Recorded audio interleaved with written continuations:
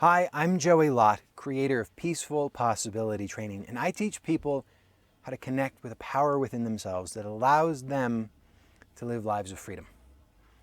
And the question is, can I stop my obsessive thinking? Or can you stop your obsessive thinking? Can any of us stop our obsessive thinking?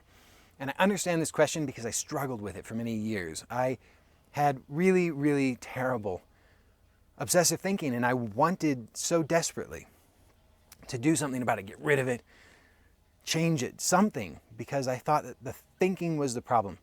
Furthermore, I had all these compulsions that were very painful and very limiting, and I connected them or associated them with the obsessive thinking. So I thought, if I get rid of the thinking, then I wouldn't have the compulsions. Then my life would be better. Then my life would be free.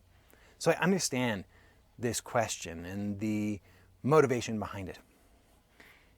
And what I came to find out, finally, is that I don't think it's possible to change or get rid of the obsessive thinking, at least not directly, short of perhaps inflicting brain damage, which doesn't sound like a very good idea. So instead, I have some really good news though, which is that I discovered that it's possible to transform the relationship to thought so that it's possible to live a life of freedom. So instead of fighting with the thought, instead of imagining that the thought has power over me, I get to allow the thought to be here and allow that thought to just pass right through me. And this is a really wonderful, in my experience, a really wonderful way to live. So liberating and joyful, because now I don't have to struggle with thinking any longer.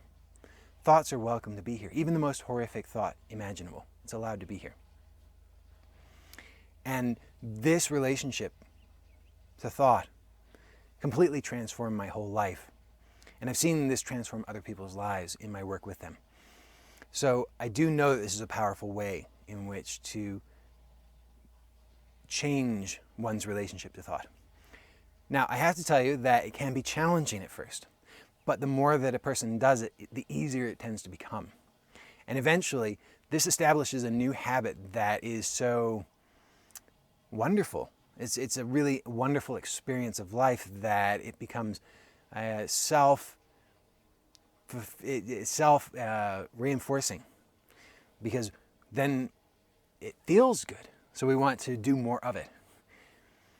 But initially, because it's a new habit, and the old habit is established primarily in fear or anxiety or stressful emotional states, so that keeps us locked into that old habit. So establishing the new habit at first can be a little bit intense because all of that fear comes up. I have to do something about this. But instead, in my experience, it's possible to just let the thoughts float right through. And not to try to get rid of them, not float through like I'm pushing them out, but just allow them to be here for as long as they're here without any resistance, and then allow them to move on when it's time for them to move on, without caring. And in having this relationship to thought, it's possible then to see that they're just thoughts. And to some degree, we already know that. That's why we seek the answer, the solution, the cure for our obsessive-compulsive behavior. Because on some level, we know that these thoughts are just thoughts. But in the moment, they seem more than that. I know that experience. We feel compelled to do something because the sensation that we have. We need to get rid of that. Get rid of that feeling, get rid of the thought, get rid of whatever it is, desperately trying to get rid of that because it feels that it will consume us, it will destroy us.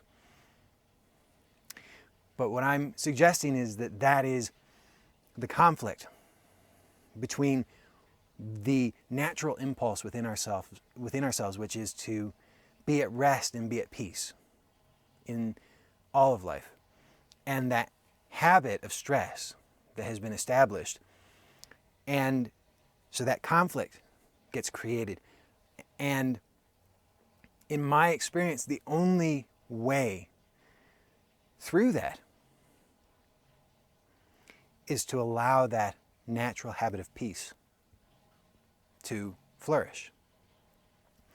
by not reinforcing the old habit of stress. So the old habit of stress reinforces itself partially by fixation on the obsessive thinking. Any kind of fixation, including trying to get rid of it, trying to deny it, trying to suppress it, trying to ignore it. But the thought wants to be here. So simply allow the thought to be here. And see it for what it is, which is simply a thought. And there's a wonderful transformation that takes place, because in that, then there's almost an ecstatic quality when you see your inherent power and you see the actual nature of thought. Then it's almost blissful. So that is my answer about, is it possible to stop obsessive thinking? No, it's not, but it's possible to transform it into a whole new experience that is really wonderful. So I'd love to hear from you. Please feel free to contact me. And until next time, trust that peace is possible for you.